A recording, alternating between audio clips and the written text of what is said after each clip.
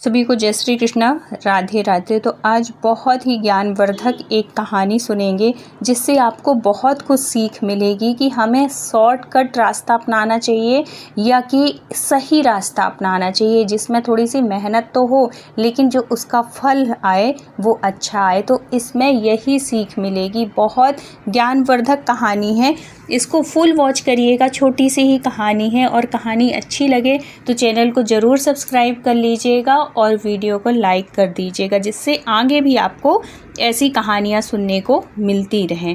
तो ये जो कहानी है ये एक आलसी चिड़िया और किसान की कहानी है।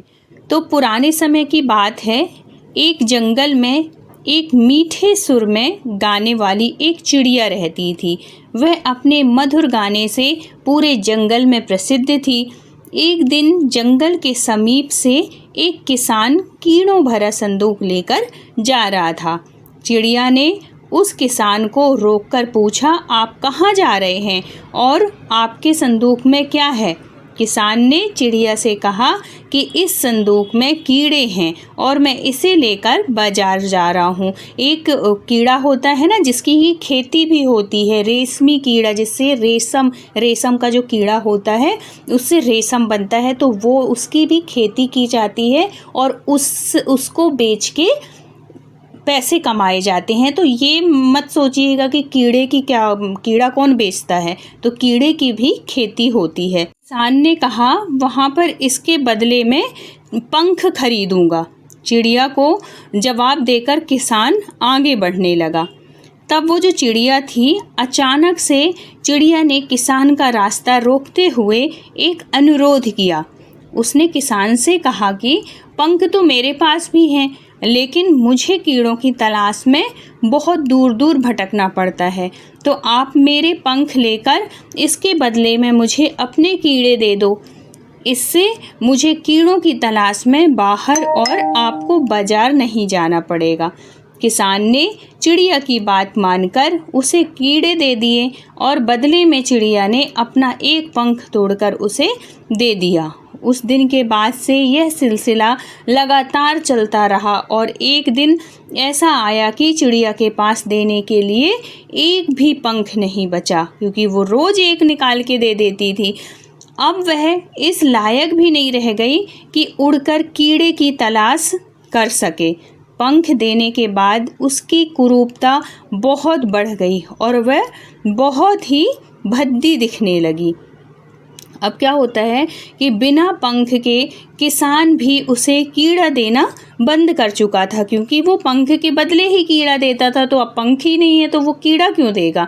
तो अब क्या होता है कि बिना भोजन के वह धीरे धीरे एकदम से कमज़ोर हो गई, क्योंकि अब तो उसके पास पंख भी नहीं है कि वो उड़ सके और कहीं जाके अपने भोजन की व्यवस्था कर सके और खा चुके कुछ दाने पानी। तो ये भी उसकी हालत नहीं थी, क्योंकि पंख सारे दे दिए थे, जिसकी वजह से वह अच्छा गाना भी नहीं गा सकती थी, क्योंकि वो कमज़ोर हो चुकी थी बहुत।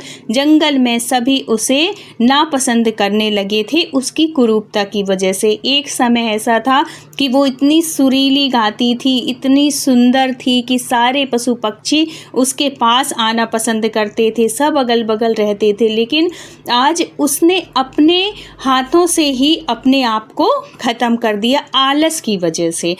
जल्द ही वह भी दिन आ गया जब कमजोरी और भूखमरी की वजह से वह जो चिड़िया थी वह मर गई।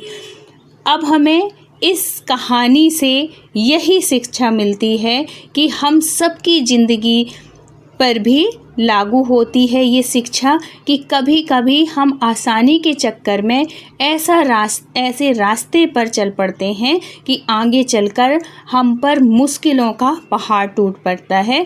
और आसानी के चक्कर में चिड़िया को अपने ज़िंदगी से हाथ धोना पड़ गया। इसीलिए कहा जाता है ज़िंदगी में कोई शॉर्टकट नहीं है जो आपको तुरंत सफल बना सके।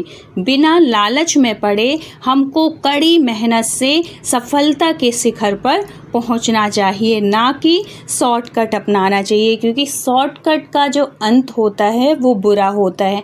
आज मेहनत कर लोगे, आज जितनी मेहनत करोगे कल को वो आपके लिए ही अच्छी होगी और आपको इसका जो रिजल्ट मिलेगा वो बहुत अच्छा मिलेगा। इसलिए मेहनत करिए और शॉर्टकट से बचिए।